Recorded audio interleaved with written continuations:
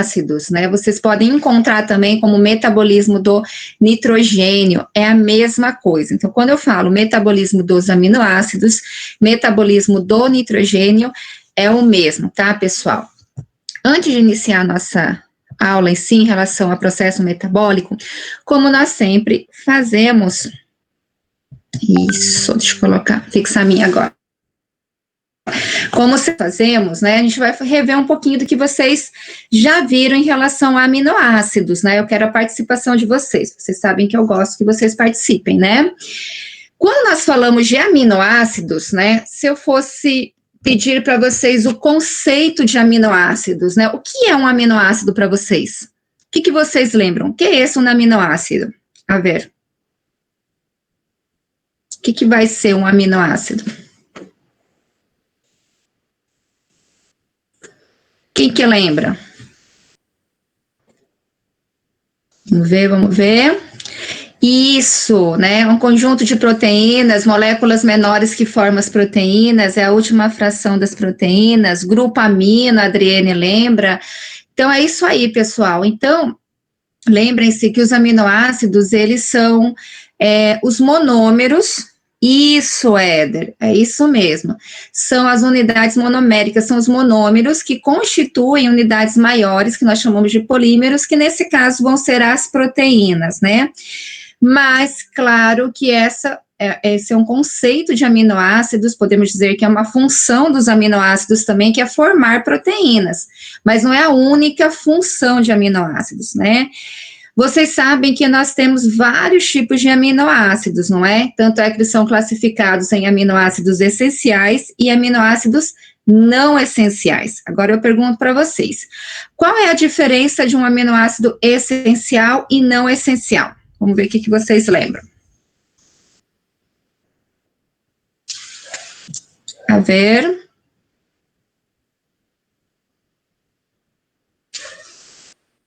¿Qué es un aminoácido esencial? ¿Qué es un aminoácido no esencial? ¿Cuál es la diferença? Luana, essenciais não podemos sintetizar, devemos adquirir com alimentação, precisa ingerir, essencial. Isso, tá? Muito bem, pessoal. Então, os aminoácidos essenciais, como vocês falaram também, né? Essa palavrinha essencial, nós vimos na aula passada em relação a ácidos graxos, se acorda? Então, serve a mesma coisa para os demais compostos. Então, tudo que é essencial em relação à bioquímica é aquilo que nós não podemos produzir, nós não podemos sintetizar. Então, nós vamos obter através da alimentação. E os não essenciais são aqueles que o nosso organismo ele consegue sintetizar, né, a partir de outros precursores. Muitas vezes, né, vamos dizer, os aminoácidos que são considerados não essenciais, eles se tornam essenciais, devido a alguma situação, algum trauma, alguma patologia, né, ou, por exemplo, o bebê recém-nascido, né, o organismo dele não está pronto o suficiente para fazer essa síntese de determinados aminoácidos, então, naquele momento, aquele aminoácido que é não essencial, ele se torna essencial. Por isso que também uma classificação que fala dos aminoácidos semi-essenciais, né? Então, a arginina, por exemplo, ela já é considerada um aminoácido semi-essencial. Quando eu vou falar de função de aminoácido, é muito difícil falar numa função generalizada, né? A generalizada seria em relação às próprias proteínas. Por quê? Porque cada aminoácido ele vai ter a sua função, para que ele serve, né? Por exemplo, a metionina, a principal função desse aminoácido vai ser em relação à metabolização de lipídios, ela ajuda durante esse processo, tá? Mas existem outras funções também relacionadas a ela. Na próxima aula, eu vou trazer não todos os aminoácidos, mas um grupo de aminoácidos que a gente vai ver essas funções, essas características, né, em relação, pelo menos, a esse grupo, tá? Bom, outra pergunta em relação aos aminoácidos, né? Se eu falo em relação à estrutura química do aminoácido, o que são monoméricos que formam as proteínas? Isso, aqui já, deixa eu ver aqui.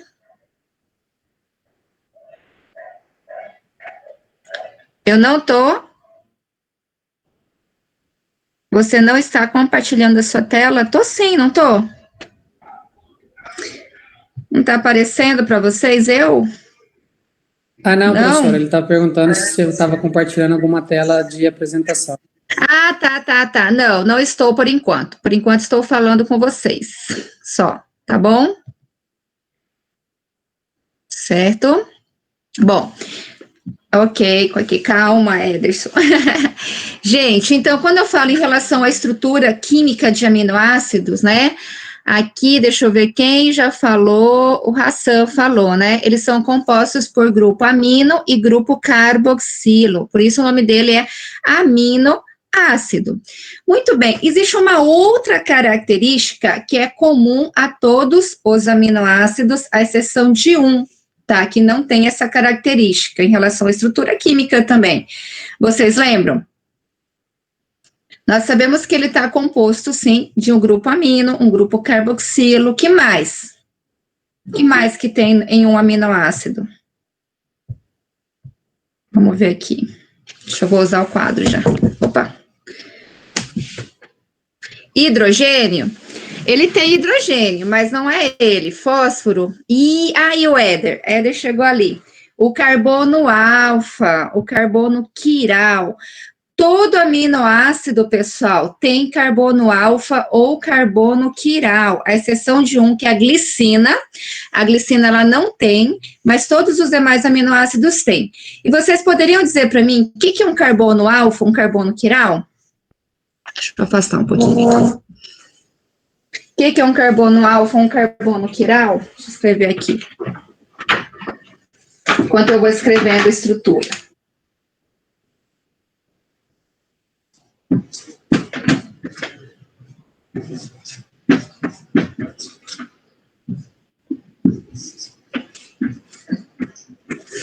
Deixa eu ver, alguém já respondeu aqui. Adriene, 4 ligantes diferentes entre si. É isso aí, Adriene, é isso aí, Raissan, acho que é. Deixa eu tirar esses cabos aqui. Só um pouquinho, pessoal. Aí. Gente, então, o carbono alfa é aquele que tem 4 ligantes diferentes. Todos os aminoácidos, à exceção da glicina, tem esse carbono alfa, ou chamado carbono quiral, ou chamado carbono assimétrico, que confere uma propriedade física aos aminoácidos, que é o quê? Eles têm a propriedade de desviar o plano da luz polarizada, já seja para a esquerda ou para a direita. Geralmente, né, quase todos os compostos que existem no nosso organismo, eles não se encontram nessa forma aqui, eles se encontram na forma ionizada. Vocês sabem por que eles se encontram na forma ionizada, os compostos que estão no nosso organismo? Na verdade, eles se encontram assim, ó.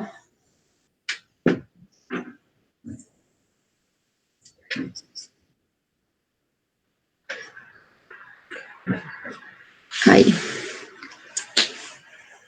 Por que os compostos, eles, dentro do nosso corpo, no nosso organismo, eles se encontram na forma ionizada, pessoal? O que vocês acham? Às vezes na prova aparece a forma não, para se ligarem. Sim, por outra coisa, Adriene, também. Quando que forma ração em água e assim eles formam íons. Na verdade, uma questão correta, sempre relacionada a substâncias no nosso organismo, eles vão se encontrar na forma de íons, né? Alguns livros eles trazem na forma não ionizada, mas o correto é que eles se encontram na forma ionizada devido à presença de água, então eles vão se dissociar, vão ionizar, e assim eles formam os íons. Muito bem. Agora, todos os aminoácidos, à exceção da glicina, tem esse carbono alfa, ou chamado carbono quiral. O que vai diferenciar um aminoácido do outro, estruturalmente falando? O que diferencia o aminoácido? Isso é É o grupo R, é a cadeia lateral. Muito bem, Luana, Natália, é isso aí. Então, vocês já estão sabendo em relação à estrutura química dos aminoácidos. Tá muito bom. Tá, vou deixar aqui por enquanto. Agora a gente vai um pouquinho para o material. Vou compartilhar com vocês, tá? Agora sim eu vou compartilhar o material. Deixa eu colocar aqui.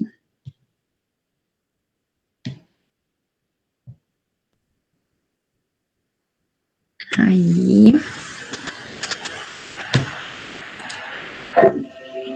Só um pouquinho.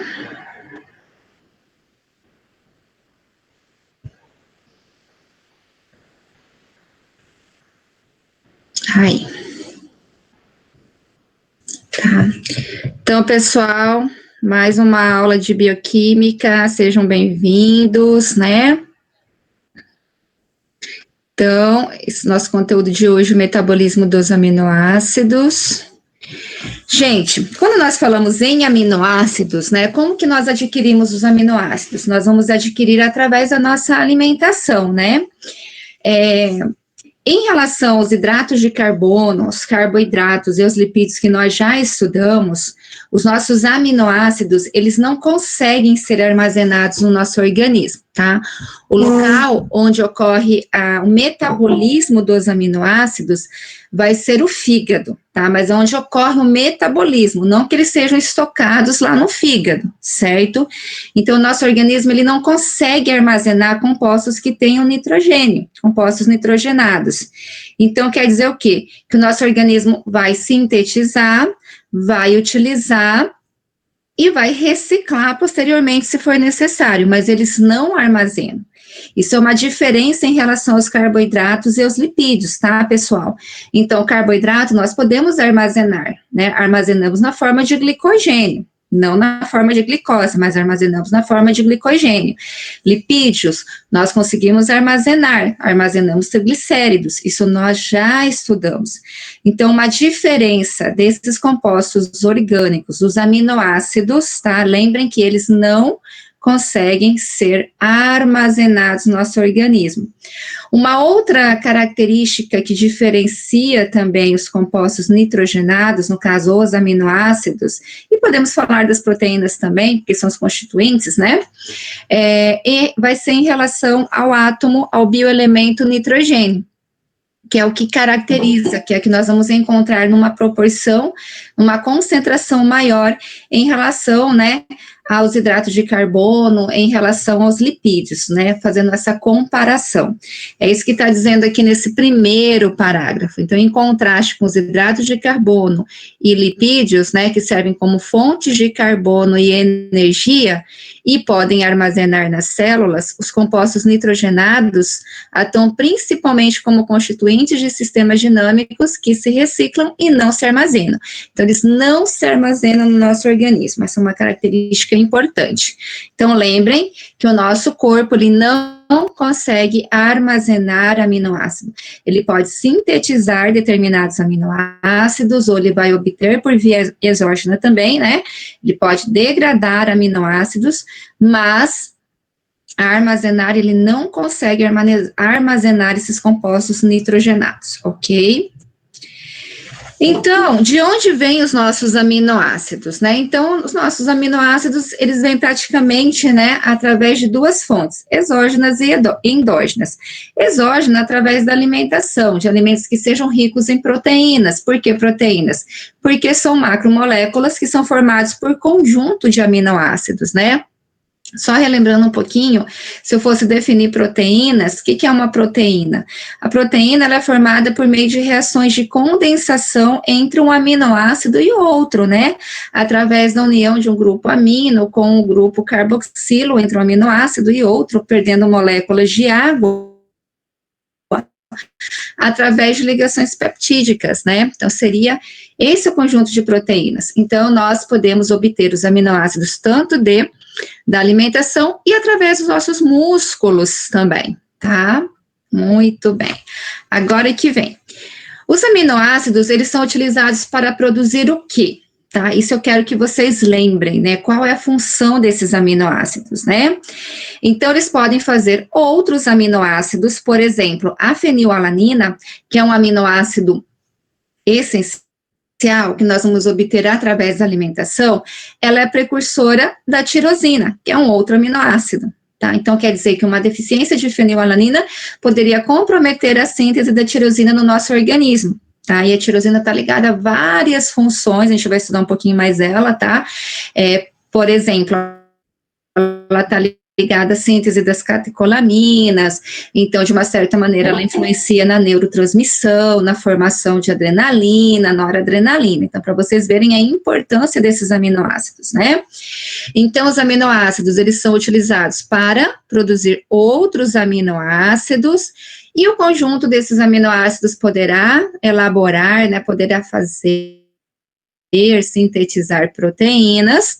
Também os aminoácidos são utilizados para fazer os nucleótidos, nucleotídeos, né, que formam os monômeros dos nossos ácidos nucleicos. Lembram que os ácidos nucleicos são formados por unidades menores, que são os nucleotídeos.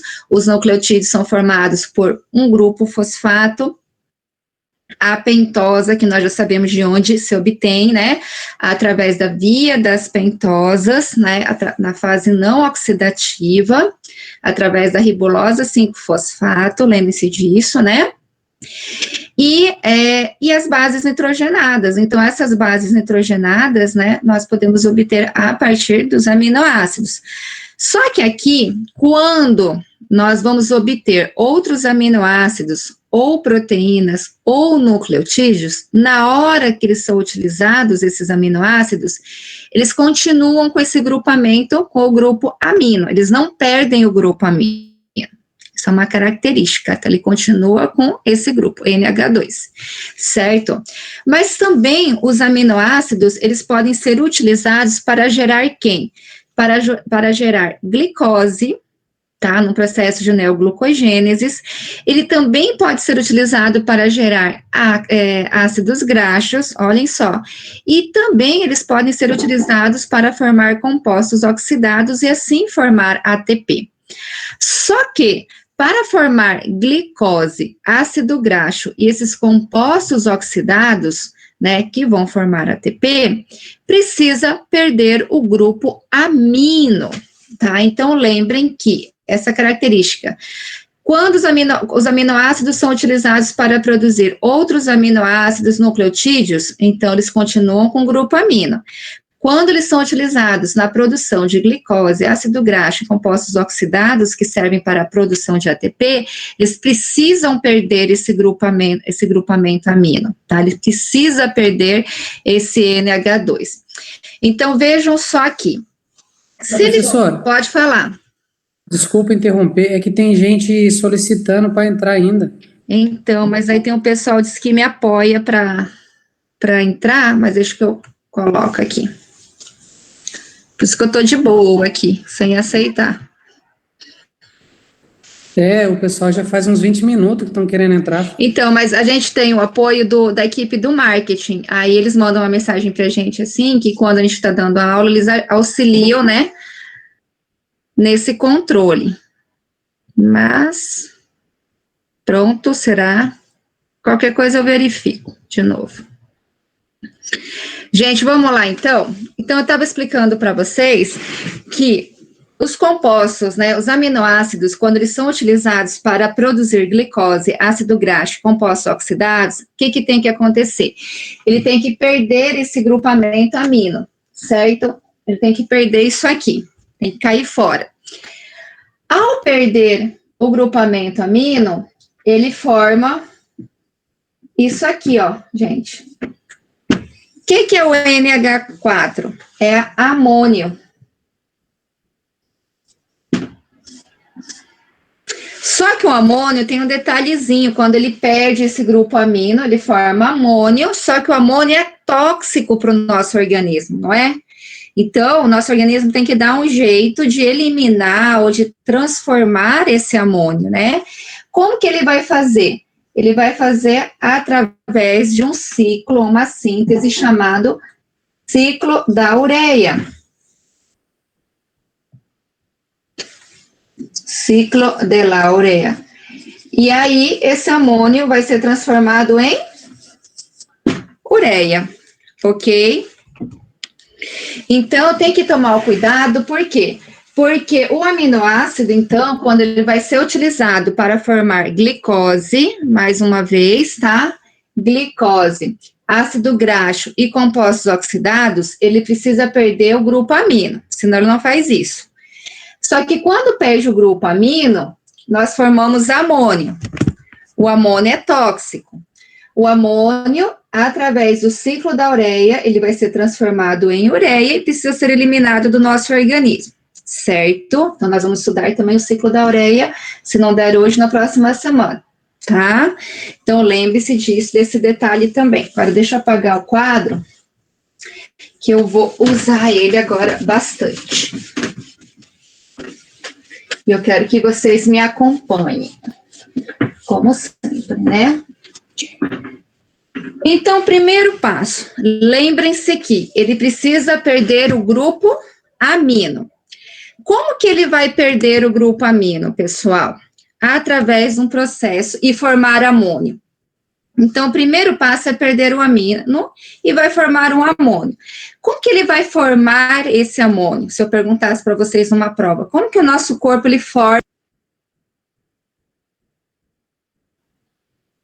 Ele vai formar amônio através de um processo de transaminação e outro processo chamado de desaminação oxidativa. Então, vamos escrever novamente aqui o nosso aminoácido. Vou fazer num cantinho aqui a fórmula, tá? Então, aqui nós temos o carbono alfa. Eu vou colocar dessa vez, eu apaguei o quadro aqui, e agora tá úmido. Aí, Débora. Para secar um pouquinho. Isso. Vou colocar aqui o grupo HCO, ficou meio pequenininho, e aqui cadeia lateral, certo? O que acontece, pessoal? Ele precisa perder quem? O grupo amônio, o NH3. Só que ele não perde somente NH3, ele perde esse conjunto todo quando ele perde o grupo amino, tá? Ele perde todo esse conjunto. Para ele poder perder o NH3, ele vai reagir com uma substância que é o metabolito do ciclo de Krebs, que nós chamamos de alfa-cetoglutarato. Eu vou escrever a fórmula do alfa-cetoglutarato para vocês aqui, tá? Então, vamos lá.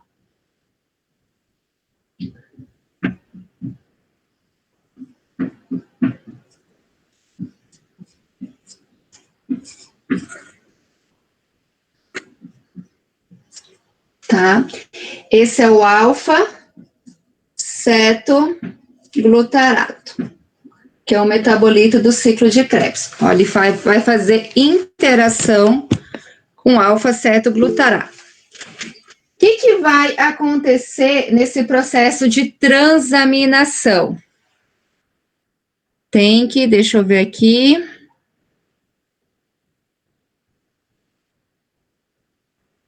Ah, tá. Aí, pronto. Conseguem? Sim?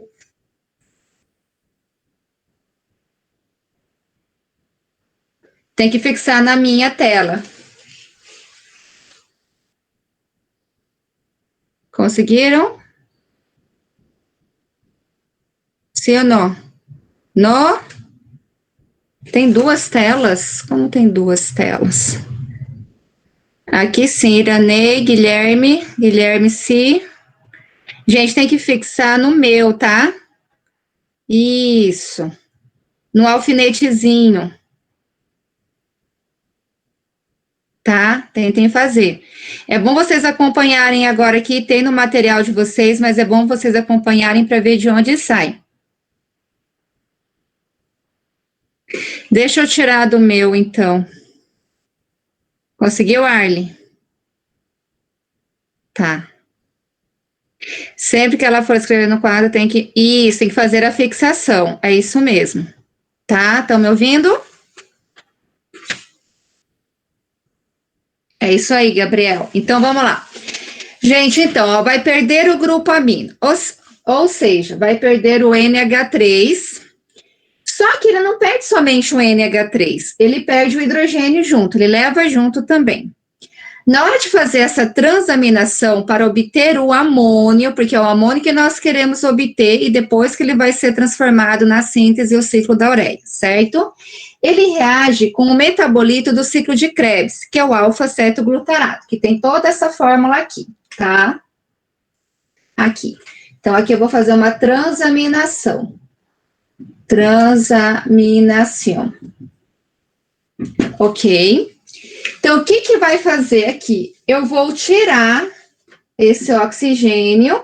Na verdade, ele vai fazer aqui, ele vai retirar esse amônio daqui e vai passar para cá, vai transaminar para o alfa-cetoglutarato. Então, o que vai acontecer? Vou escrever aqui, ó, de novo. Olhem só.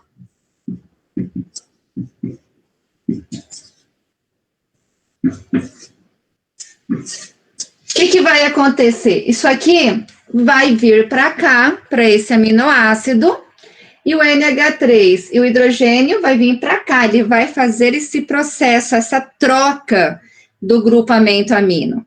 Quer dizer que aqui eu vou ter o hidrogênio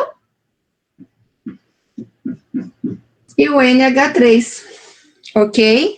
Aqui eu formei um aminoácido chamado glutamato, pessoal. Isso aqui é o glutamato. Esse primeiro processo, ele acontece no citosol. Deixa eu escrever aqui. O que vai acontecer com esse grupo, com esse aminoácido daqui, tá? Ele perdeu o grupamento amino, tá? Então, ele continua assim, ó.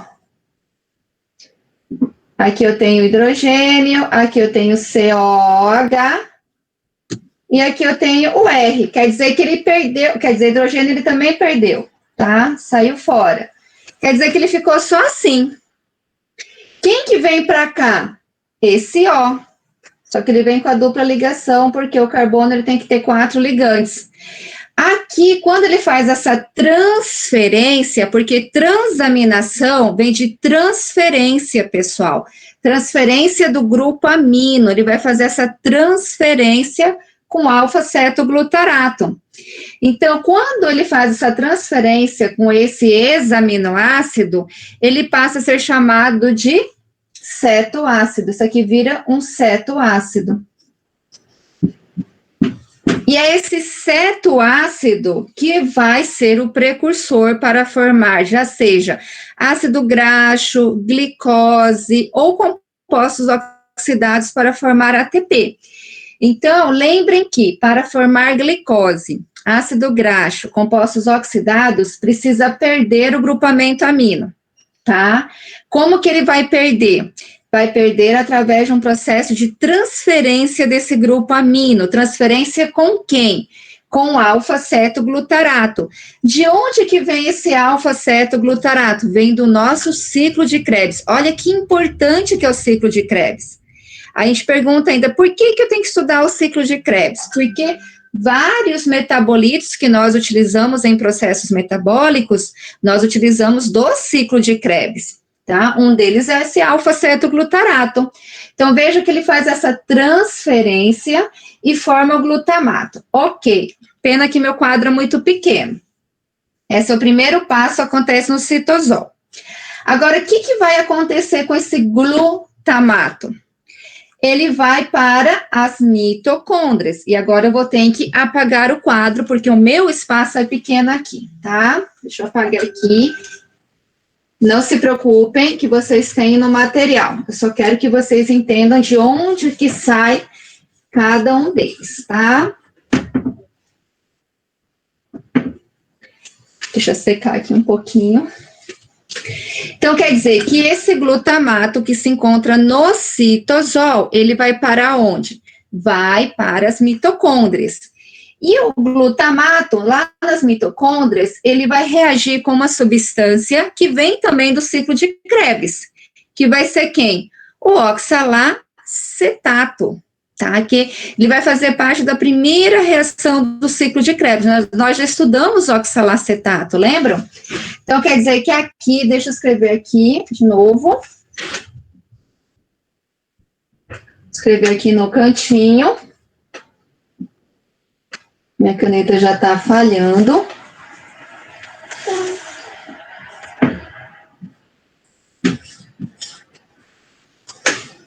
Tá bem aqui. Deixa eu passar de novo. Ele vai secar. Aqui eu vou ter hidrogênio e aqui eu vou ter NH3.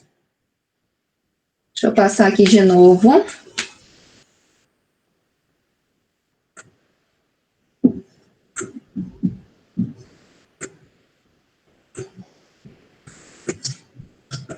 Ok. Tá, é a mesma molécula, tá? É o glutamato, só que agora ele está no citosol, certo? Então, ali ele vai reagir com quem? Com oxalacetato. Deixa eu colocar aqui o oxalacetato. Deixa eu arrumar aqui. Aí. Vou colocar aqui no cantinho oxalacetato, tá bom? Nossa.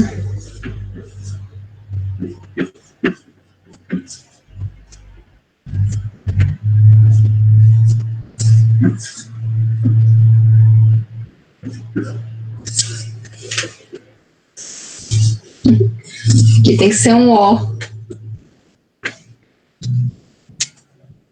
Gente, eu vou ter que comprar um apagador urgente. Peraí. Oxigênio, tá bom? Então, olha só. Aqui eu tenho oxalacetato. Certo? O glutamato, que vocês já sabem de onde vem, ele vem daquele processo de transaminação do aminoácido com alfa-cetoglutarato. O glutamato passa para a mitocôndria e aí ele vai ter duas opções. Ele vai fazer um processo de transaminação novamente e um processo de desaminação oxidativa. Como que ele transamina? Transamina bastante mesmo. Então, como que é o processo de transaminação? Ele precisa fazer a transferência do grupo amino, certo?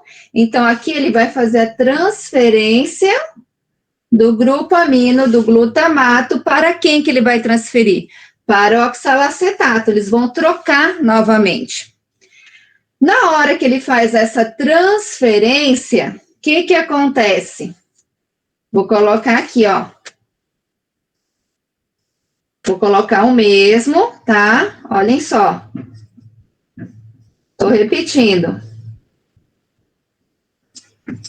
O que ele vai? Ele vai trocar, não vai? Então, quer dizer que esse oxigênio, ele vai vir parar aqui. Olhem só. Quando ele vem parar aqui, o que acontece? Ele forma novamente quem aqui? Ele forma novamente o alfa-cetoglutarato.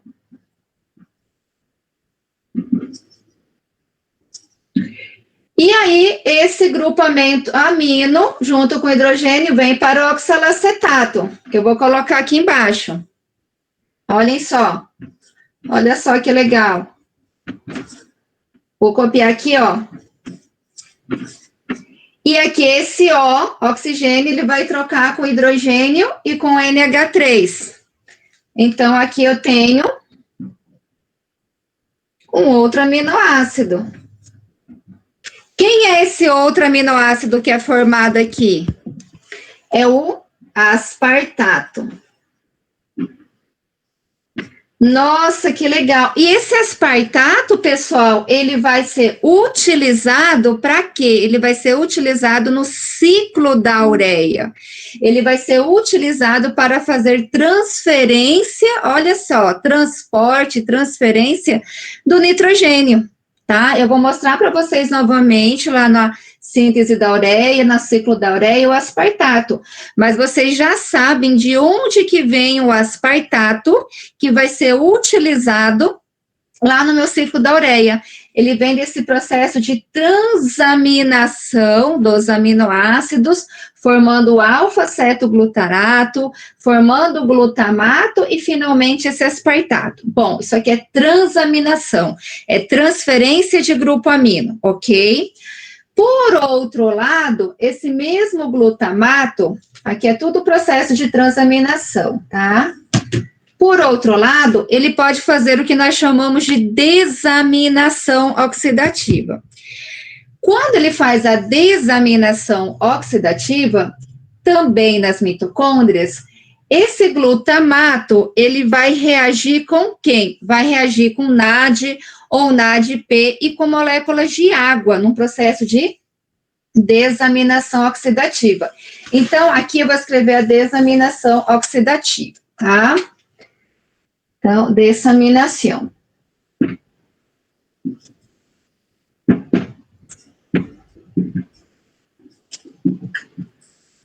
Certo? O que acontece no processo de desaminação? Nós vamos ter também esse glutamato, só que esse glutamato, ele reage com quem? Ele pode utilizar o NAD, ou ele pode escolher ou o NADP, ou um ou outro, não tem problema nenhum, e precisa de moléculas de água. O que vai acontecer aqui? Eu preciso eliminar esse grupamento amino, tá? E junto com ele, esse outro hidrogênio aqui também. Então, ele vai reagir junto com o NAD, ou NADPH, e moléculas de água. O que nós vamos utilizar aqui? O oxigênio das moléculas de água. Olhem só aqui. Por quê? Porque ao fazer esse tipo de reação, os oxigênios da molécula de água, eles vão ser substituídos aqui no glutamato e ele volta a formar novamente quem? O alfa-cetoglutarato. Olhem só que legal. Então, aqui, vou repetir novamente, bem pequenininho, porque senão não entra.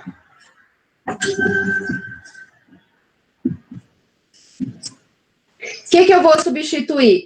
NH3 e hidrogênio. Por quê? Por oxigênio. Aqui, olhem só, ele formou novamente quem? O alfa-cetoglutarato.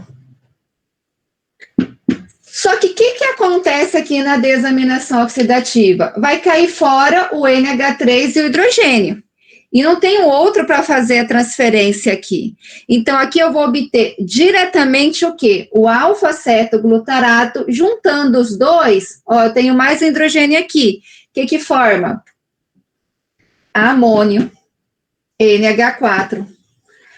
É aqui que sai o amônio, pessoal. Então, precisa de todo esse processo que eu mostrei para vocês, de transaminação, de desaminação oxidativa, até chegar nesse moço aqui, no NH4. Então, todos esses processos que nós vimos de transaminação de aminoácidos, né? Nós precisamos que ele aconteça para quê? Para perder o grupo amino. Perdendo o grupo amino, ele vai sofrer transaminação, desaminações, até formar o amônio. Só que o amônio, ele é tóxico, lembrem-se disso. Então, ele vai para uma outra via, que nós vamos chamar de ciclo da ureia, ou síntese da ureia. Mas, até chegar aqui, olhem só, ele precisou passar por processo de transaminação e desaminação oxidativa. O processo de transaminação, como se vocês acompanharam direitinho, essa transferência do grupo amino, ele é um processo que ele é reversível. Por que ele é reversível? Porque vocês estão vendo que ele, a partir do alfa-cetoglutarato, ele forma o glutamato, ok, no citosol. Aí nas mitocôndrias, o glutamato, ele volta a formar novamente esse alfa-cetoglutarato, tanto na transaminação como na desaminação oxidativa, mas nesse caso ele volta na transaminação. Então, as transaminações são processos reversíveis. A desaminação oxidativa, quando ela forma esse amônio, ela é um processo irreversível, ao contrário da transaminação, certo? Tem que ficar bem claro isso também. Agora, uma pergunta para vocês. Vocês estão vendo que todo o processo que nós fizemos aqui, ele acontece sempre nesse carbono, ou nesse carbono. Por que será que acontece nesse carbono? Vocês sabem? Tem alguma ideia?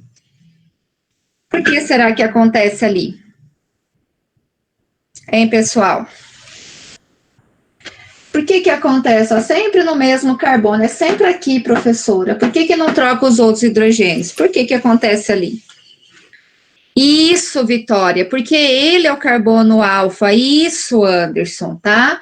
Então, essas substituições, essas transferências acontecem no carbono alfa, no carbono quiral, é isso mesmo. Isso, por exemplo, não está no material de vocês, tá? Então, prestem atenção. Não é tão difícil assim, tá? Se vocês analisarem. Então, olhem, transaminação é transferência do grupo amino. Uma pergunta para vocês, todos os aminoácidos, será que eles realizam processo de transaminação? Todos?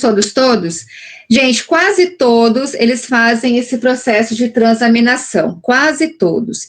Existem 2 aminoácidos que não transaminam, que nós falamos, que não fazem a transaminação.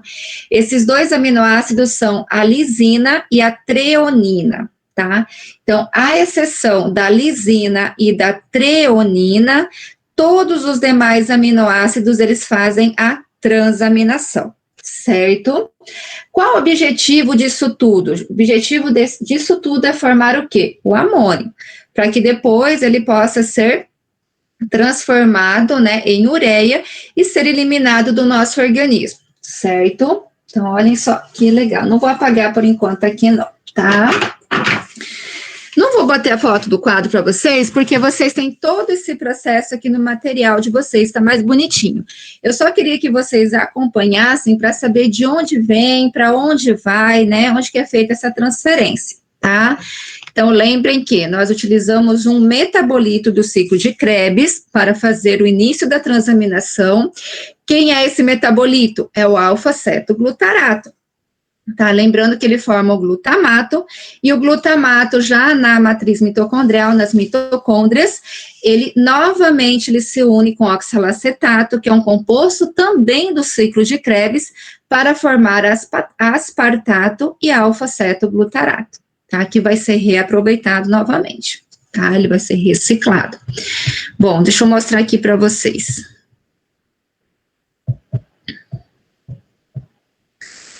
Ok. Deixa eu colocar o material aqui. Deixa eu aumentar aqui. Então, nós já vimos. Olhem só. Então, para formar glicose, ácido graxo, compostos oxidados, tem que perder o grupo amino. E para perder o grupo amino, ele passa por processo de transaminação e desaminação oxidativa. Então, olhem só aqui, pessoal. Eu tenho aqui o aminoácido. Aqui, ó, o NH3, ele precisa perder esse NH3, tá? Para quê? Para formar amônio, mas para chegar até aqui, ele passa por processo de transaminação e desaminação oxidativa, que foi o que eu mostrei para vocês. O amônio, ele é tóxico, então ele precisa ser eliminado, ele precisa ser transformado, né? Em que ele vai ser transformado? Em ureia, tá? Que é menos tóxico. E o nosso organismo, ele se encarrega de eliminar, tá? Muito bem. Ó, e como hacemos para retirar, né, esse grupo amino e transformar ele em amônio? Então, todo esse processo que eu coloquei para vocês no quadro, tá, está aqui. Só que aqui eu já coloquei as enzimas, né, que participam também. No processo de transaminação no citosol, vocês estão vendo que eu tenho a presença das enzimas que são chamadas de transaminasas, ou aminotransferasas, ok, pessoal? Então, olhem só o que acontece no citosol. No cantinho aqui, eu coloquei o aminoácido, a estrutura do aminoácido. É a forma ionizada, só faltou o positivo aqui e o negativo, mas é a forma ionizada.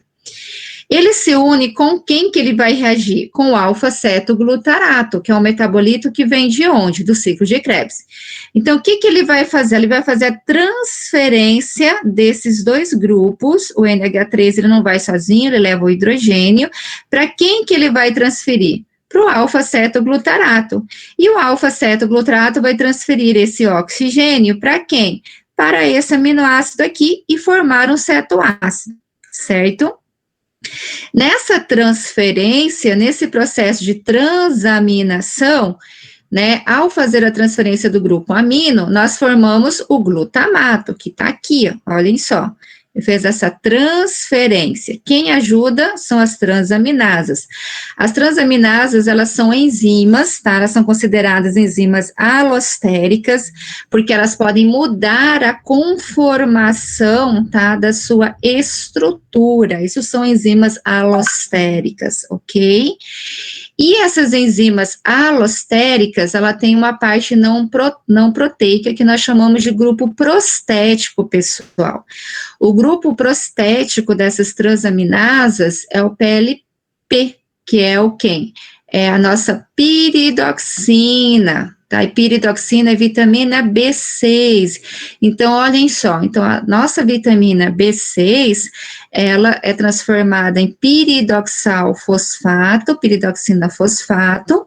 Essa piridoxina fosfato é uma parte que nós consideramos prostética dessas transaminasas e que auxiliam num processo de transaminação, tá? Mais uma vez as vitaminas ali. Aqui, esse glutamato no citosol, ele passa para as mitocôndrias. Olhem só aqui. Então, olhem, eu tenho o glutamato, aqui, ó, meu grupamento amino, o nitrogênio, ele reage com quem? Com oxalacetato. O oxalacetato vem de onde? Vem do ciclo de Krebs. Então, ele vai fazer essa transferência novamente aqui, ó, uma outra transaminação já nas mitocôndrias. Então, esse grupamento amino com hidrogênio, ele vem parar aqui, formando quem? O aspartato. O aspartato vai ser um aminoácido que vai ser utilizado no ciclo da ureia para transporte de nitrogênio. Então, ele vem desse processo de transaminação, pessoal.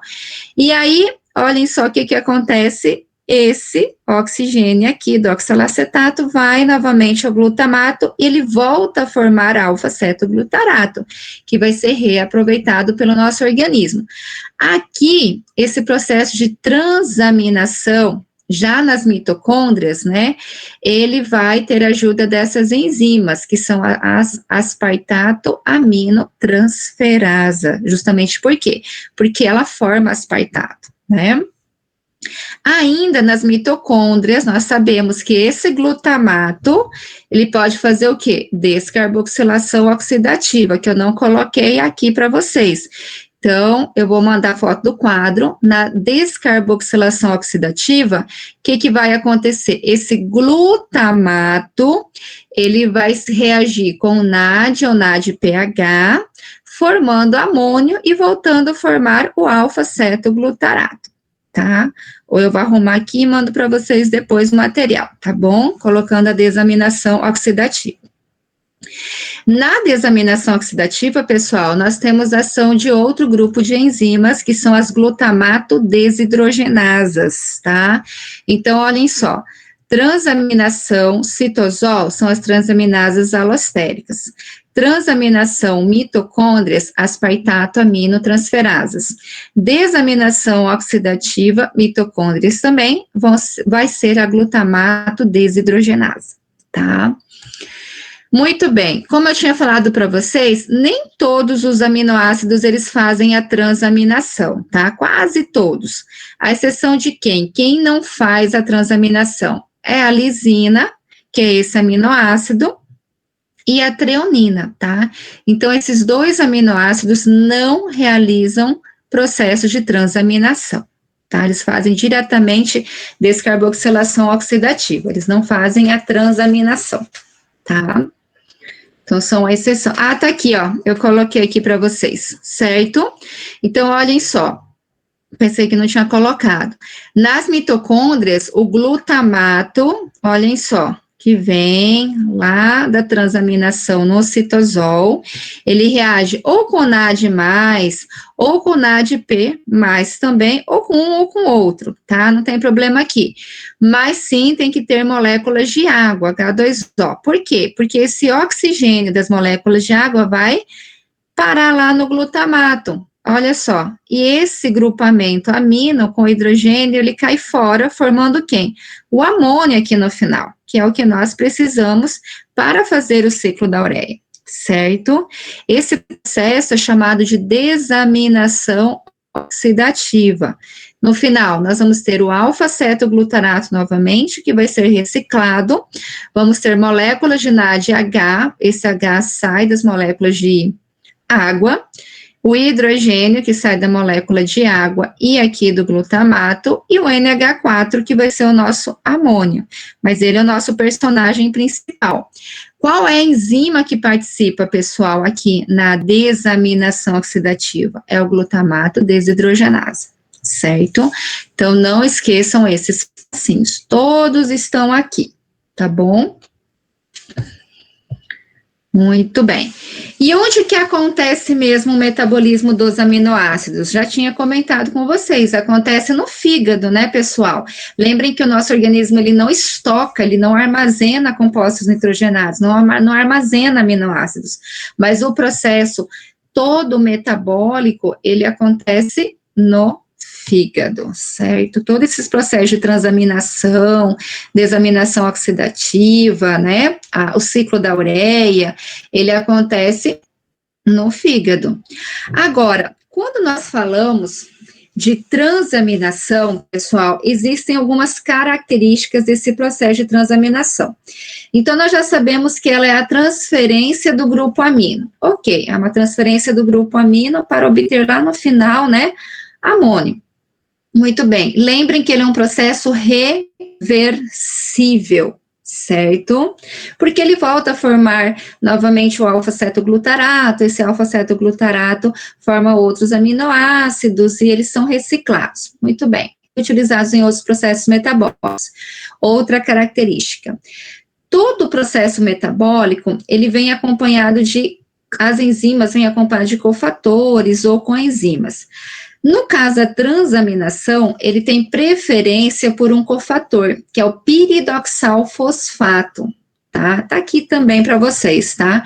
Então, o cofator que é utilizado na transaminação é o piridoxal-fosfato. No processo de desaminação oxidativa também ele é utilizado, mas ele tem preferência em trabalhar onde? Na transaminação.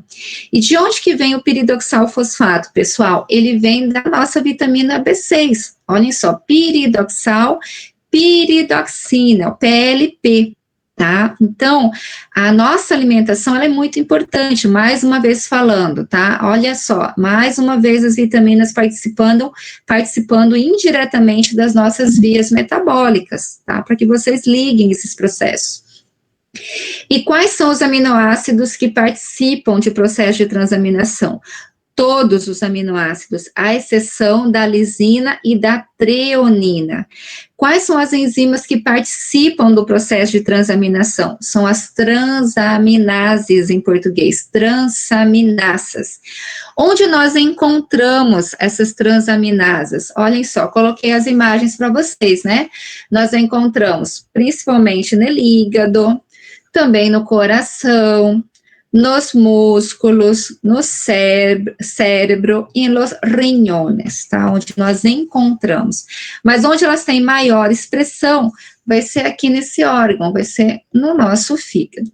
As duas principais transaminasas são TGO e TGP. Transaminasa glutâmica pirúvica, transaminasa glutâmica oxalacética. Pirúvica vem de quê? Vem de piruvato, certo? Oxalacética vem de quê? Vem de oxalacetato, que são compostos que nós obtemos de vias metabólicas. Piruvato, glicólise, oxalacetato, ciclo de Krebs, tá? Daí vem essa nomenclatura, TGO, TGP. Elas recebem outras nomenclaturas também, que eu coloquei para vocês, tá?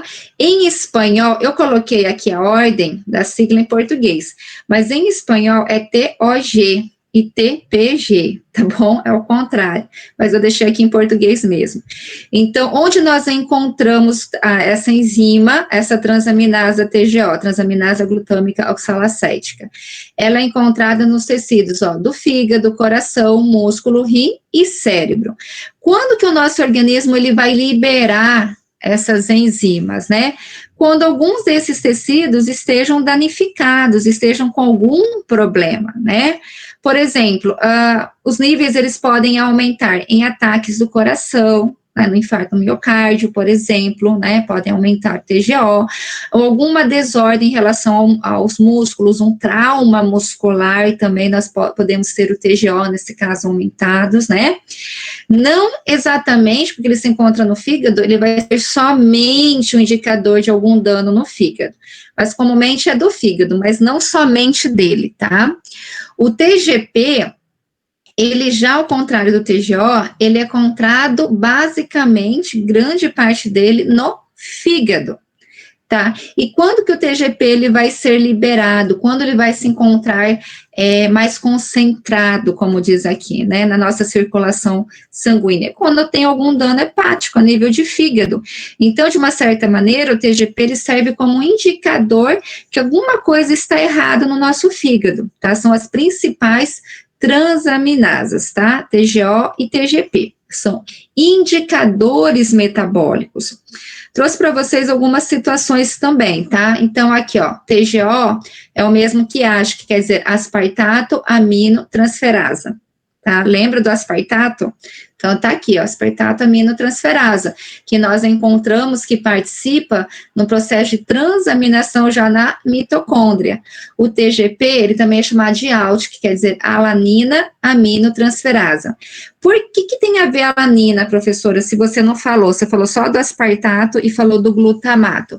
Nós vamos ver que esse amônio, ele pode ser encontrado fora do fígado, né?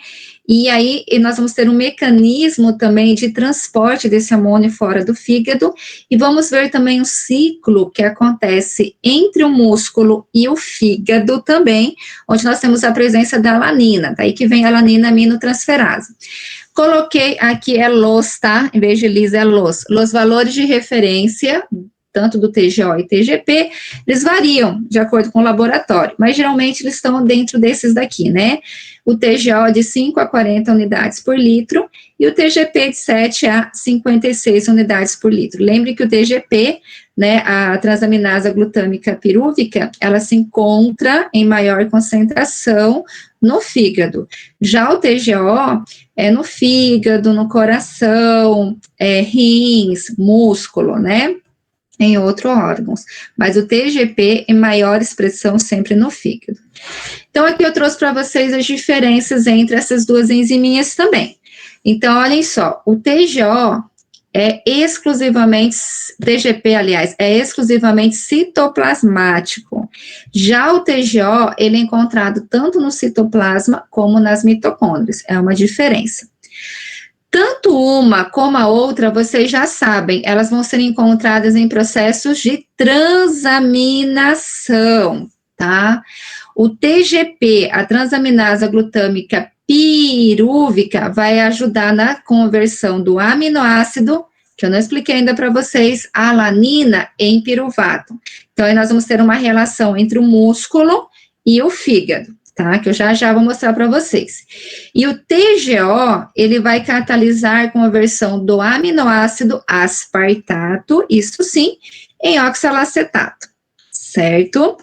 Então, são reações, são diferenças entre o TGO e o TGP bioquimicamente falando. Isso é importante vocês lembrarem. Quando aparecer, o que quer dizer um aumento das transaminasas, né? Num exame de sangue, né? Principalmente, eles estão relacionados a qualquer anomalia que seja hepática, tá? Uma hepatite, uma cirrose, também obesidade.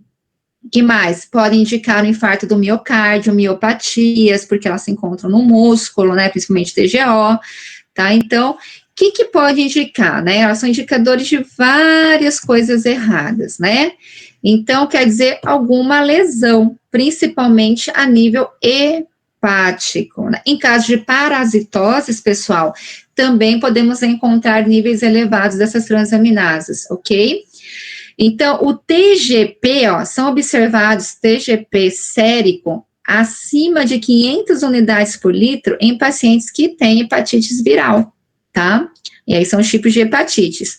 Também nós vamos ter um aumento em relação ao TGP em lesões hepáticas isquêmicas, num dano hepático, né, por toxina, esteatoses hepáticas, alguma doença hepática gordurosa não alcoólica, tá? Os aumentos, olhem só, do nível de TGP também está relacionado com a diabetes tipo 2 principalmente, com tolerância à glicose e aumento dos triglicéridos. Então, todos esses fatores, né, ajudam, contribuem para o aumento do TGP, dessa transaminasa. Lembrem que o TGP nós encontramos principalmente maior concentração no fígado mesmo, tá? Já o TGO, tá, em sangue elevado, ele pode indicar alguma doença cardíaca, um infarto do miocárdio, né? Também o TGO, nós encontramos também no fígado, encontramos também no rim, então eles podem indicar alguma doença, algum falho hepático também, que pode ser agudo ou crônico.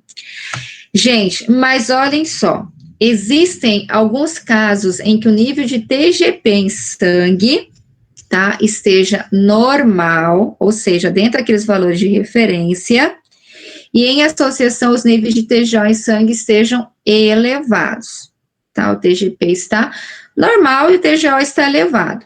Isso vai indicar que pode acontecer o quê? Lesões em outros órgãos, porque lembra que o TGP, ele é exclusivo, quase que exclusivo, vamos dizer assim, do fígado.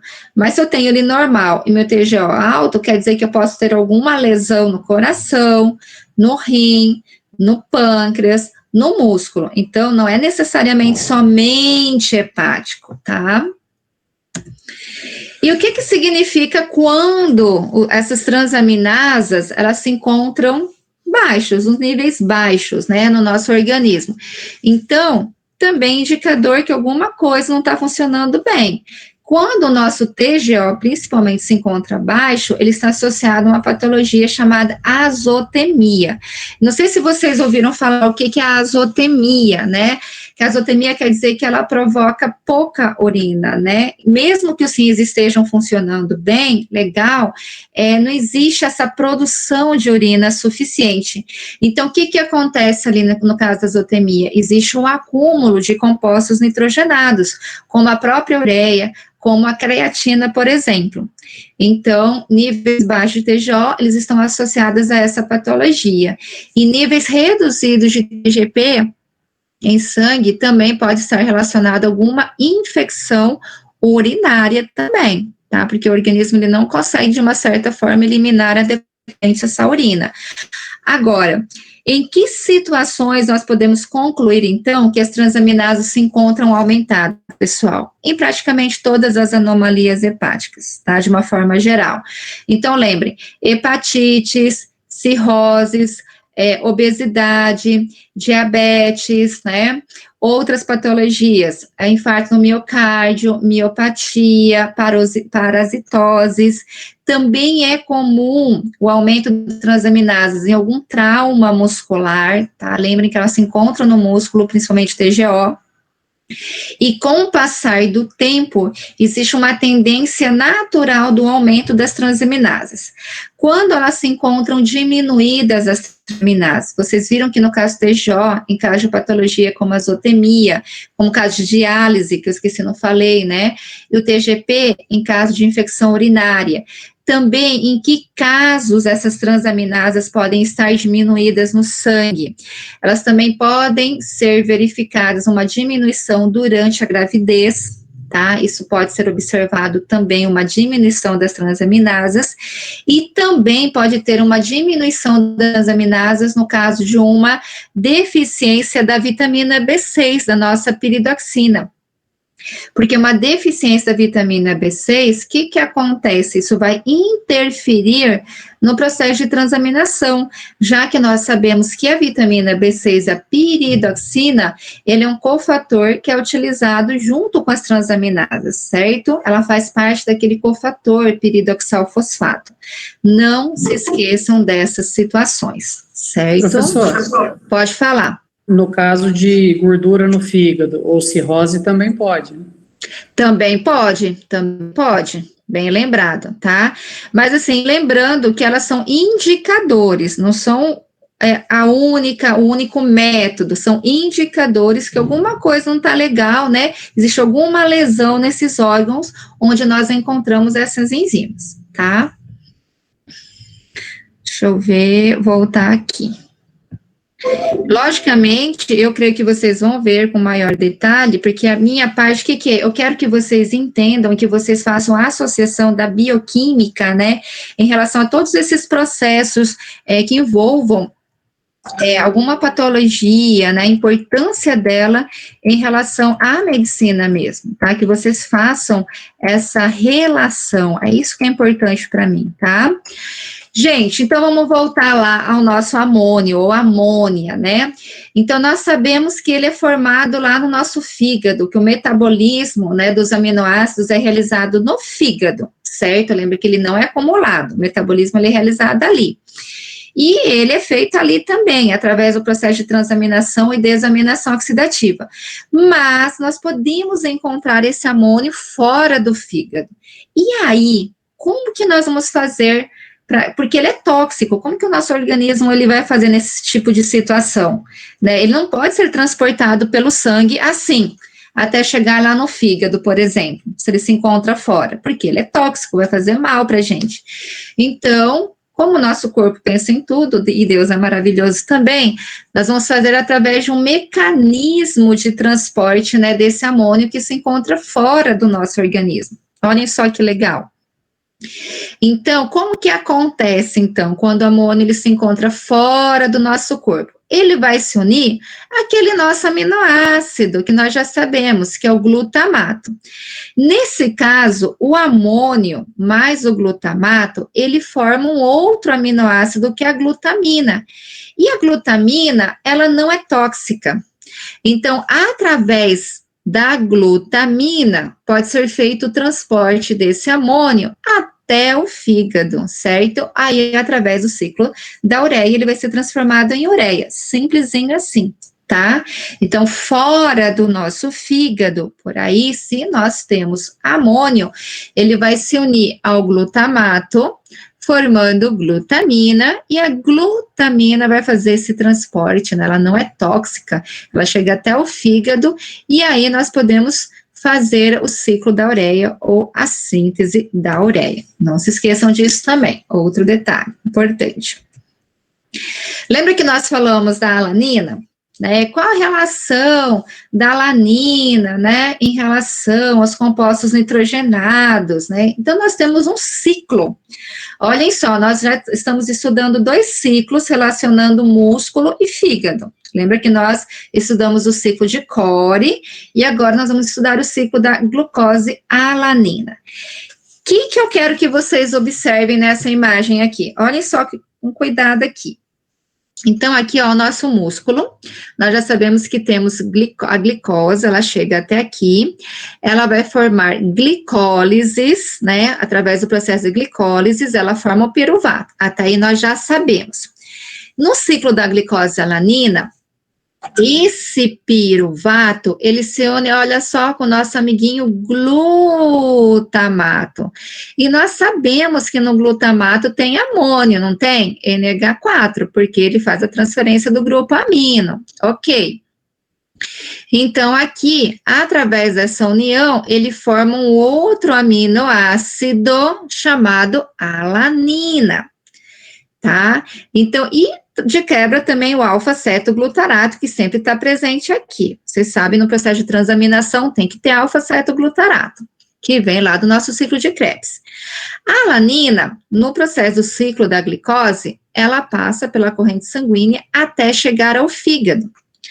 Lá no fígado, o que que acontece com essa alanina? Essa alanina, ela vai ser degradada e vai formar novamente o piruvato e o alfa-cetoglutarato, certo? Que vai para o ciclo de Krebs também.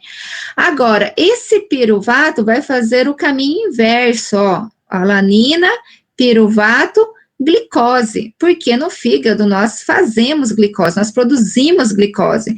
Então, aqui esse processo chamado de neoglucogênesis. Por que neoglucogênesis? Nova formação da glicose. Nesse caso, vai ser a partir de quem? A partir de um aminoácido. Lembrem que os precursores utilizados não são carboidratos para obtenção da glicose na neoglucogênese. Pode ser quem? Pode ser o lactato, pode ser aminoácidos e podem ser compostos lipídicos também. Glicerol, ácidos graxos, por exemplo, podem ser utilizados. Então, e essa glicose, ela pode voltar novamente ao músculo e fazer o processo de glicólise novamente. Então, aí nós temos a participação da nossa alanina para obtenção do quê? Para obtenção de glicose, certo? Que é um aminoácido também. Olhem só aqui, ó. Então, aqui, ó, fígado, glicose, músculo. Olhem só no músculo. Vamos ter nossa glucosa, sofre glicólise, forma piruvato. Ocorre uma transaminação, uma transferência de grupo amino, porque aí nós temos o alfa-cetoglutarato, mais o piruvato, formando o quê? A alanina, porque em processo de transaminação, pessoal, vocês não podem esquecer que sempre vai estar presente quem? O nosso alfa-cetoglutarato, ok. A alanina presente no músculo, ela passa ao fígado. Ali a alanina, ela sofre uma desaminação, ela vai degradar, formando quem a alanina? Piruvato. E o piruvato, através de um processo de neoglucogênese, ele forma novamente glicose e ela pode voltar ao músculo, assim sucessivamente. Então, aí nós temos o ciclo da glicose e da alanina, ok, pessoal? Professora, pode falar. Uma pergunta. Sim. Você comentou que pode ser tanto o piruvato, que pode voltar ao fígado, como o ácido lático, né? Mas se for o ácido lático, aí não passa a ser o ciclo de Cori? Sim, aí dependendo do que o nosso corpo precisa, tá? Ele pode fazer tanto o ciclo de Cori, como pode fazer esse ciclo, essa via da alanina glicose. Qual o objetivo dos dois? No caso, é o músculo que sai sempre beneficiado, porque o músculo é que vai ter o ATP que ele precisa. Então, vai depender, o músculo ele pode escolher, ou ele pode fazer, eu vou fazer uma fermentação láctica, eu vou fazer o ciclo de Cori, ou eu posso fazer o ciclo da alanina, glicose alanina, que aí eu vou obter também ATP, eu vou ter glicose novamente. Então, vai depender do seu estado metabólico, tá? Se teu estado metabólico, vamos dizer assim, ele vai ter mais, né, como no caso do ciclo de Cori, vai ter mais lactato, de repente, nessa produção, ele vai fazer o ciclo de Cori. Caso contrário, vamos dizer, de acordo com a sua alimentação, você não tem carboidrato suficiente, não tem lipídio suficiente, eu vou utilizar o ciclo da glicose alanina. Tá? Então, vai depender do seu metabolismo. A nossa primeira opção sempre vai ser a partir dos carboidratos. Sempre, sempre, sempre. Caso não tenhamos carboidratos suficientes, vamos para os lipídios, que vai ser a nossa segunda opção. Caso não tenhamos lipídios suficientes, por último, as proteínas e os aminoácidos, certo? São essas as ordens, vamos dizer assim. Então, prioridade sempre carboidrato, lipídio e aminoácidos, ok? Muito bem, agora eu pergunto para vocês, tá? Por que será que os aminoácidos precisam ser degradados? Por quê, gente? Por que os aminoácidos precisam ser degradados? Para quê? O que vocês acham? Em base a tudo que nós estudamos. Por que será? Por que eles vão ser degradados? Podem responder no chat. Morte celular, falou Hassan, que mais?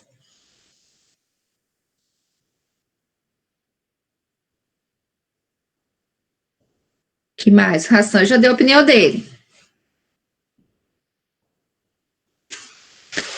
Equilíbrio, falou a Pri, desnaturação das proteínas, rações de novo, produção de nitrogênio, acho que é nitrogênio, ao organismo, Daiane Simões.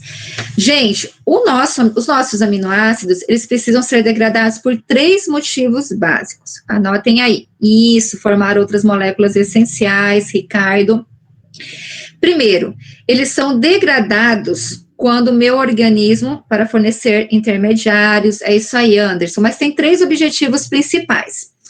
Primeiro, eles precisam ser degradados. Por que eu vou degradar aminoácido, né? Porque o meu organismo, ele já não precisa mais desses aminoácidos para a síntese de proteínas. Primeiro é isso, tá? Não preciso mais de aminoácidos para a síntese de proteínas.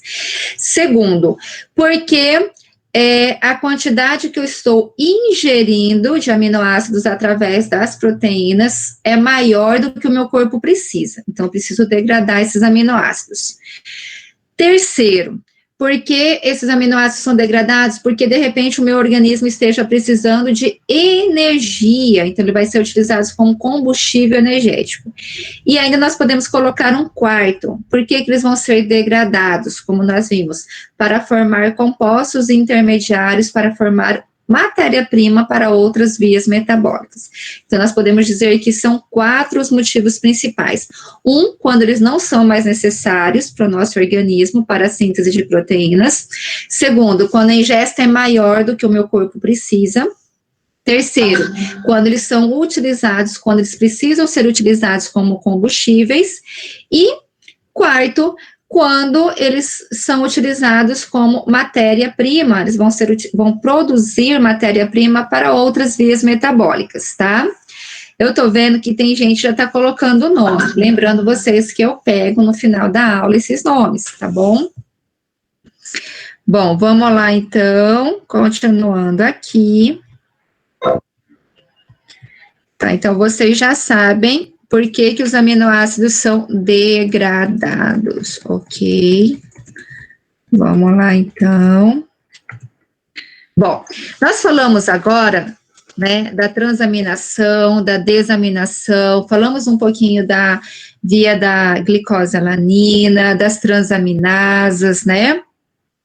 Por que eles são degradados, esses aminoácidos, e agora nós vamos para o processo de biossíntese desses aminoácidos, né, de formação desses aminoácidos.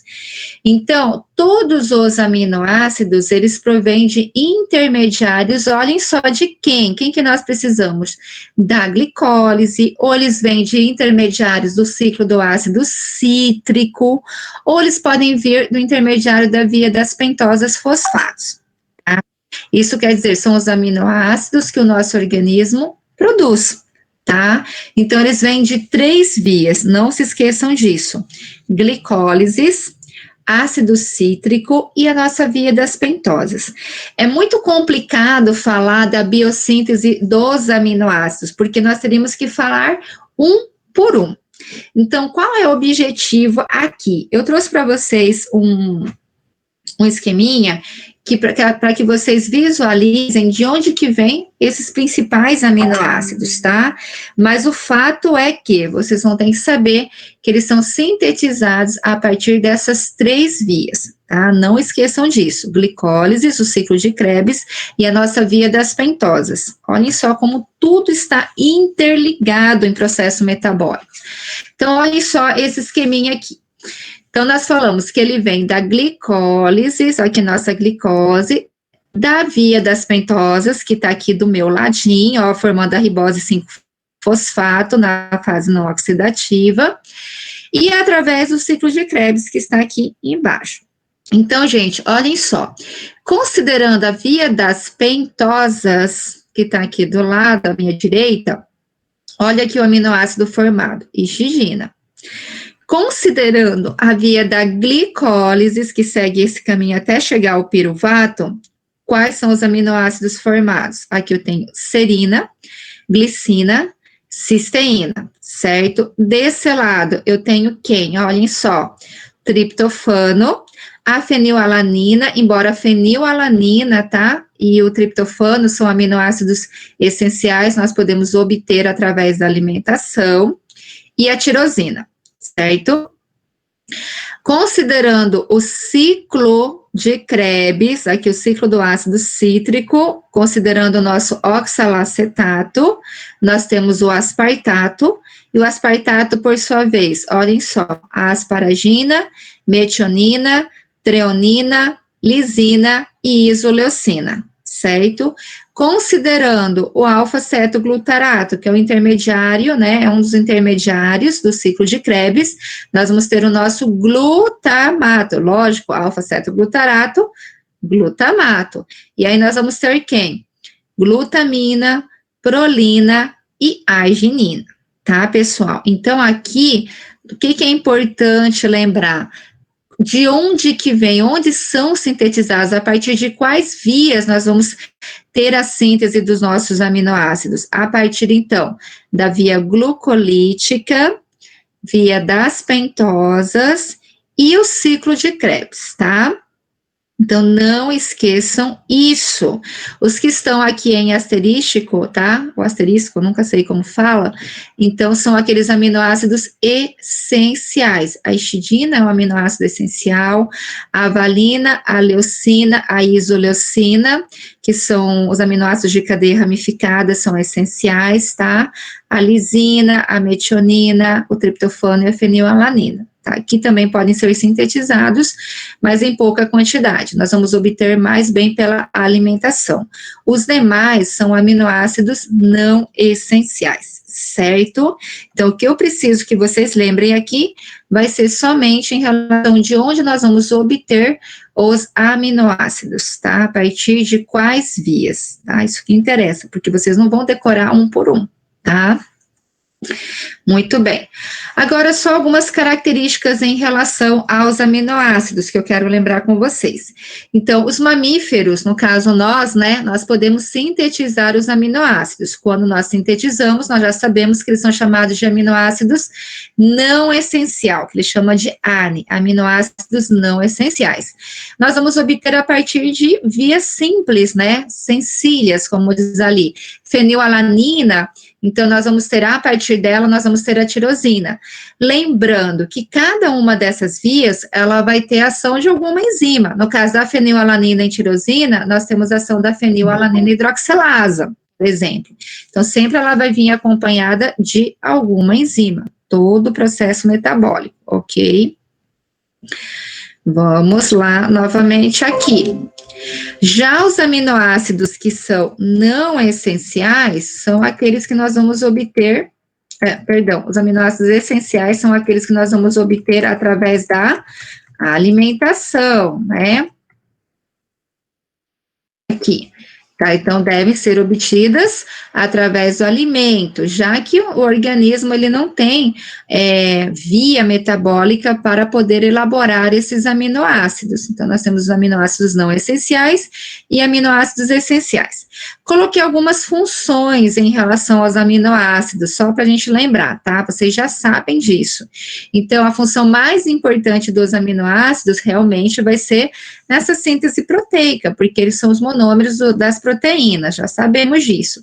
Também, eles são a principal fonte de átomos de nitrogênio, de bioelemento nitrogênio. Nós vamos encontrar maior concentração de nitrogênio nesses compostos orgânicos.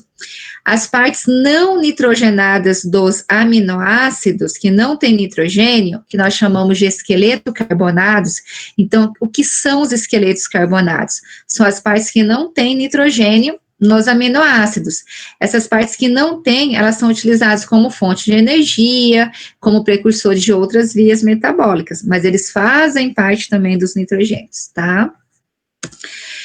Em relação ao metabolismo dos aminoácidos, dependendo das minhas necessidades metabólicas, tá? Isso é individual, o nosso organismo, ele vai sintetizar, ele vai produzir esses aminoácidos, né? Para que eles possam ser utilizados, já seja como energia, já seja na síntese proteica. ok? Já seja também na formação, porque nós vimos que eles podem ser produzidos para quê? Para a formação de nucleotídeos, né? Para a formação de outros aminoácidos, aí eles não perdem o grupo amino, já seja para formar glicose, ácidos graxos, compostos oxidados, aí eles precisam perder o grupo amino, tá? Como que os aminoácidos entram às nossas células? Através de proteínas transportadoras de membrana também. Tá? E o transporte em direção ao enterocito, ele depende do íon sódio, né? Então, por um mecanismo de cotransporte com o íon sódio é feito, tá? Agora eu vou falar para vocês um pouquinho do balanço, né, nitrogenado, balanço nitrogenado. Quando eu falo de balanço de nitrogênio, balanço nitrogenado, nós temos que levar em consideração duas situações, pessoal. A síntese de nitrogênio, que seria a síntese de aminoácidos, e a degradação de aminoácidos, tá? É isso que nós estamos comparando nesse balanço nitrogenado. O que eu estou sintetizando em relação ao nitrogênio e o que eu estou degradando? Será que eu estou sintetizando mais que degradando? Será que eu estou degradando mais que sintetizando? Então, nós estamos comparando sempre essas duas situações. Síntese de nitrogênio, produção de nitrogênio e degradação de nitrogênio, ok? Dependendo dessas duas situações, né, nós vamos ter um balanço nitrogenado em equilíbrio, ele pode ser positivo e ele pode ser negativo. Quando nós falamos que o balanço nitrogenado ele vai ser em equilíbrio? Quando a síntese de nitrogênio, ele é igual que a degradação. Eu estou sintetizando, mas estou degradando, igual.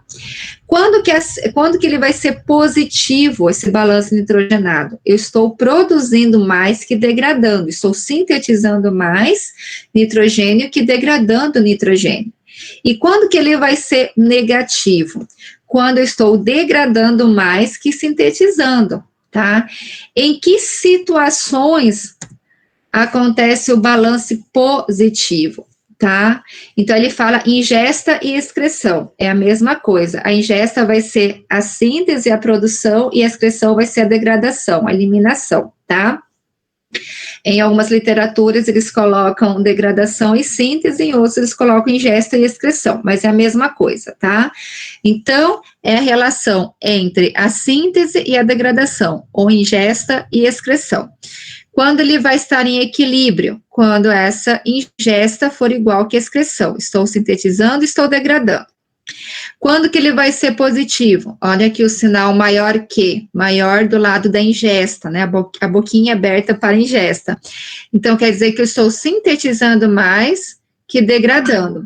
Ele é característico, o balanço positivo, em situações de recuperação de alguma doença, adultos e crianças que estejam se recuperando de alguma doença, de alguma patologia. Também nós vamos ter o balanço positivo no caso de mulheres grávidas também. Então, ela vai sintetizar mais que excretar. Quando que ele vai ser um balanço negativo? Quando estou degradando mais, né, eu estou excretando mais que ingerindo. Aí ele vai ser negativo. Em que casos acontece esse balanço negativo? Ele acontece numa situação de jejum, por exemplo, ou também ele pode acontecer no caso de uma deficiência de aminoácidos essenciais. Ok? Isso não está no material de vocês, mas eu acredito que esteja no manual, mas anotem de qualquer forma, tá? Então, equilíbrio é quando a ingesta é igual que a excreção, a síntese é igual que a degradação. Positivo, quando a síntese é maior que a degradação, a ingesta é maior que a excreção.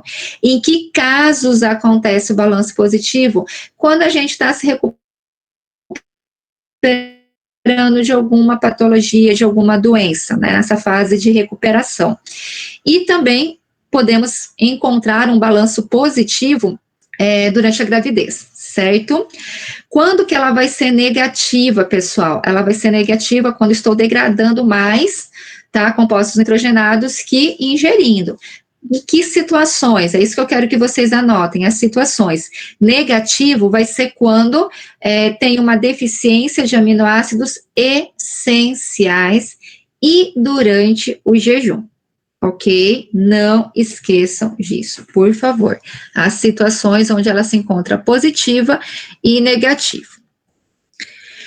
E quais são os cofatores, né, que são utilizados nesse processo do metabolismo dos aminoácidos, né? Eu coloquei os 3 principais cofatores, né? O piridoxalfosfato, que eu já tinha comentado com vocês, tetrahidrofolato e tetrahidrobiopterina. Coloquei a sigla de cada uma delas.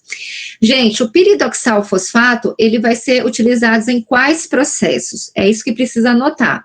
Principalmente em processos de transaminação de aminoácidos e de desaminação oxidativa. Então, anotem aí, piridoxalfosfato, transaminação e desaminação.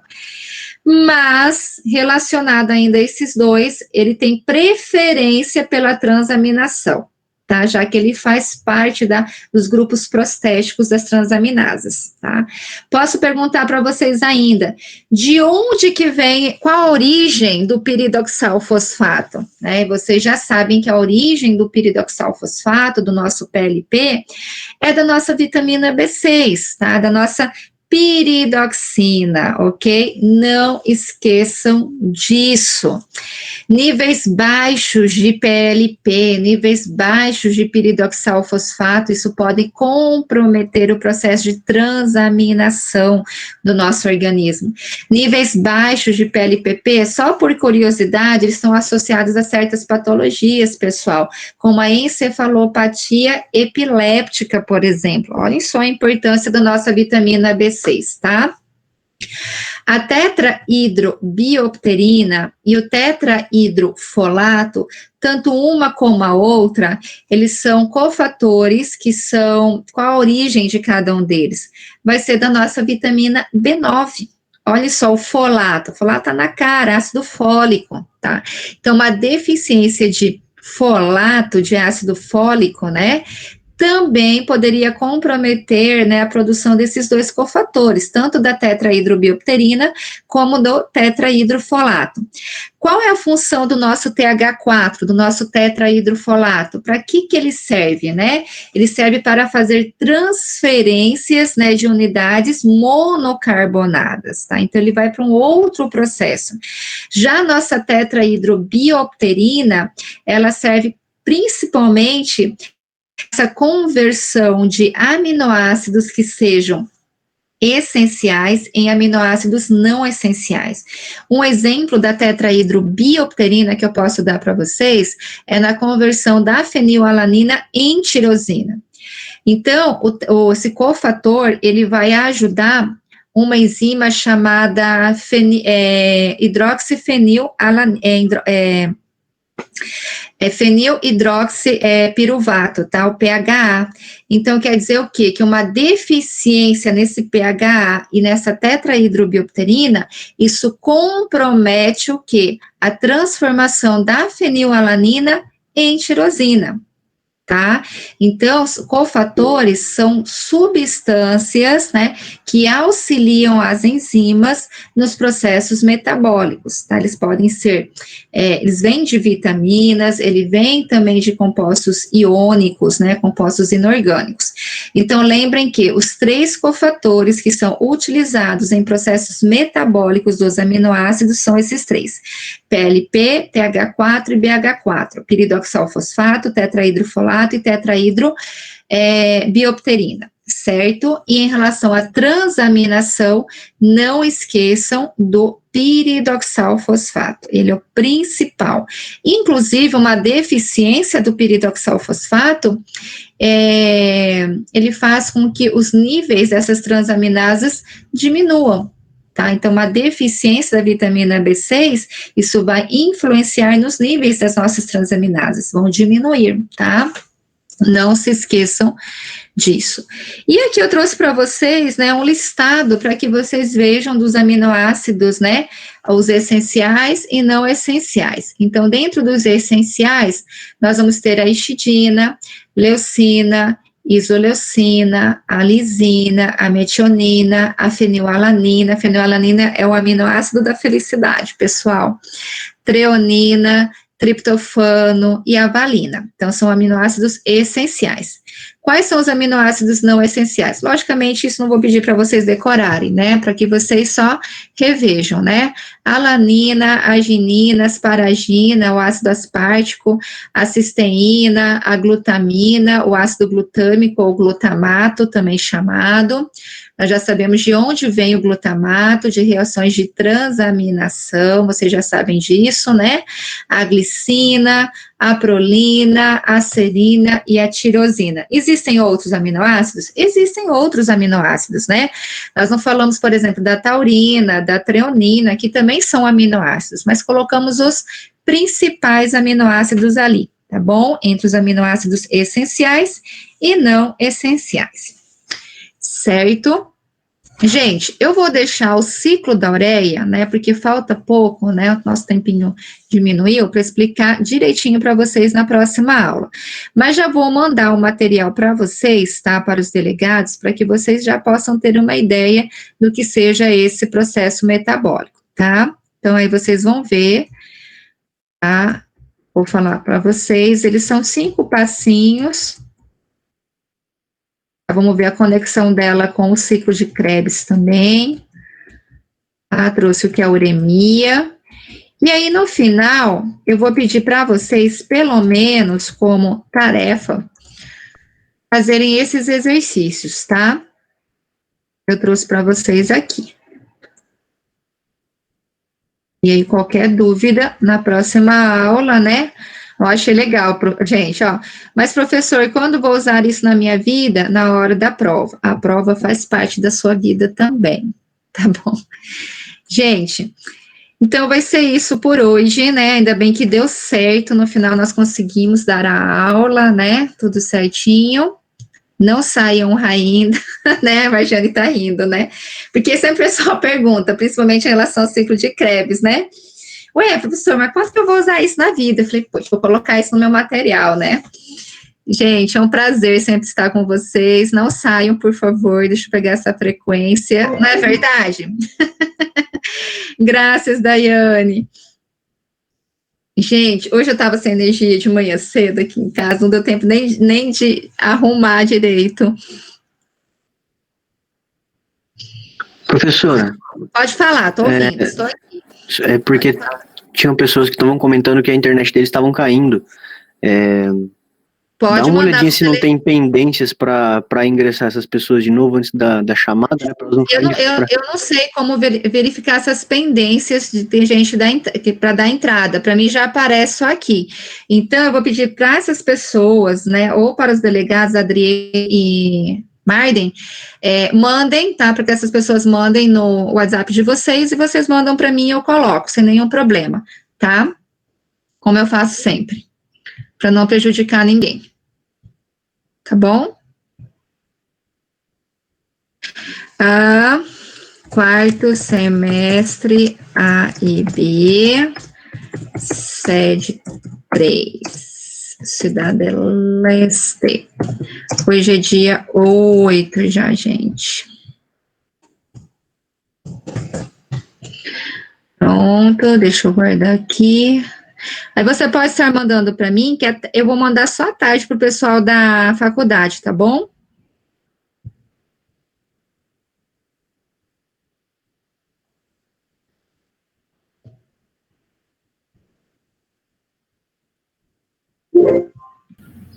Professora. Pode falar, estou ouvindo aqui. Sobre o aumento de TGO e TGP, quando há um problema, por exemplo, de insuficiência cardíaca, por que há um aumento desses valores aí? É porque ele precisa formar? Não.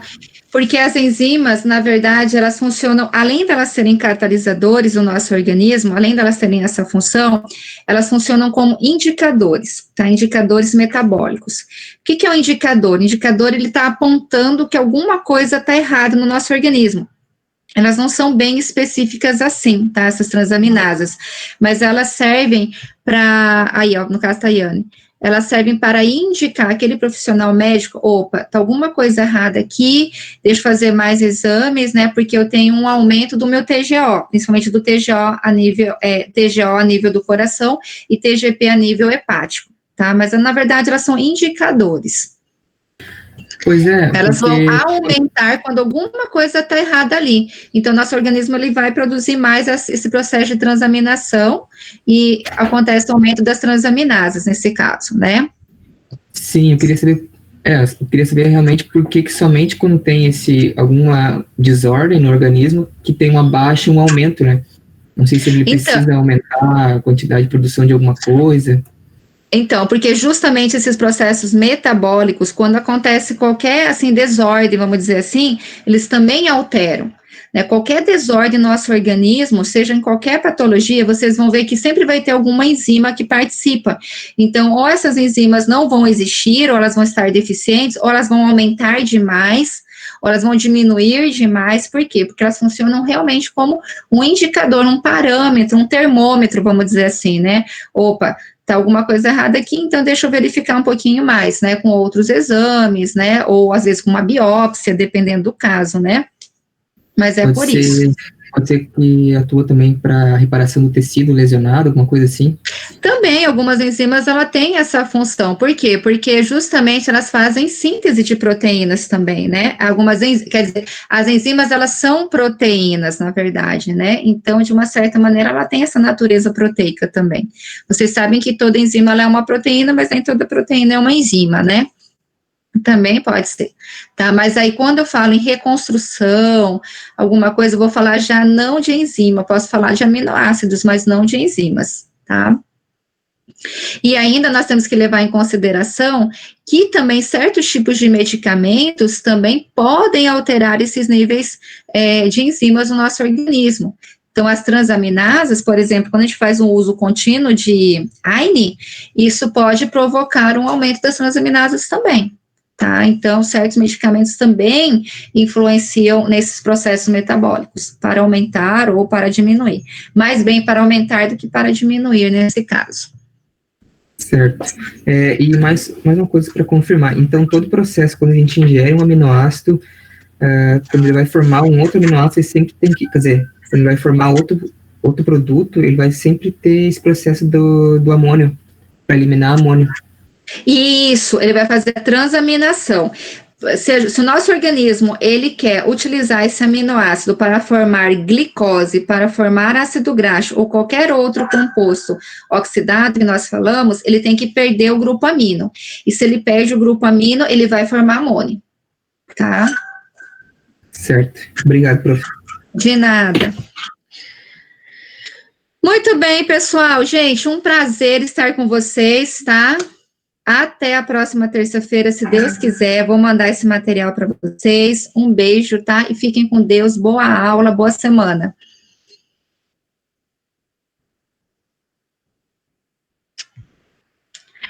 Tchau, tchau, Pri. Tchau, graças, professora. Tchau, eu que agradeço. Tchau, tchau, Elana, Adriene.